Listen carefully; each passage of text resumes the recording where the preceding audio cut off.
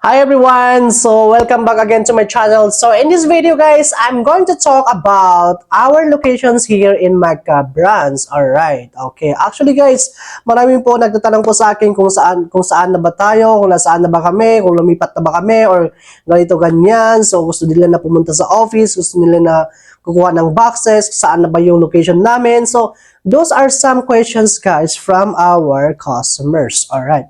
Especially yung mga baguhan, especially from our new customers.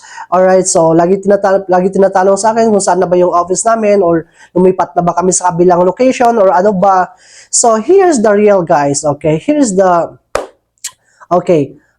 answer guys. So yung office natin guys, actually nag-close na po tayo. But not totally something close kasi mahal po yung renta.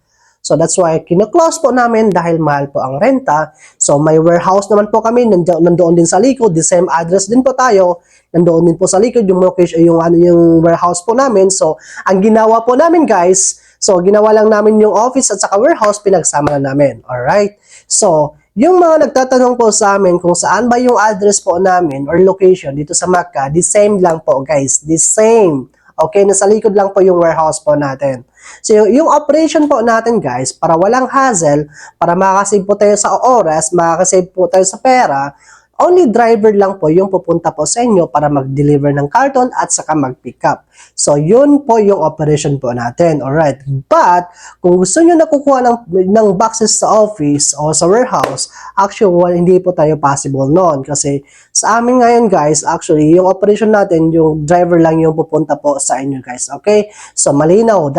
So, I hope that's very clear for you. Alright? So, yung address natin guys, yung location po natin, the same lang po guys. Okay? The same lang tulad ng dati, nasa likod lang po yon. So, may papakita po akong video, actually loading po tayo kahapon, so check out this one guys. Alright, so check out.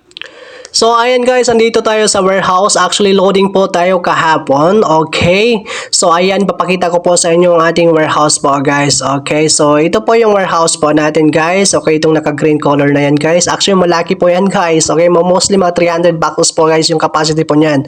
Alright? So, loading tayo kahapon. So, full po yung truck po natin. So, nakita nyo ba yung truck po natin? As in, sobrang ano talaga, guys. So, 2 days lang po yan, guys, ha? So, that's why maraming salamat po sa mga customers sa kanilang mapagtitiwala sa aming serbisyo. Ayan, nakita nyo ba yan guys?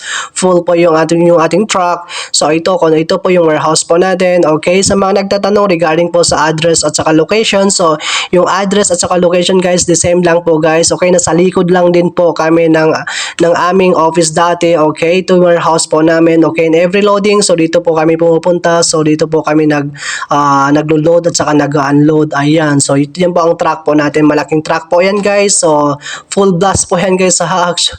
Grabe as in.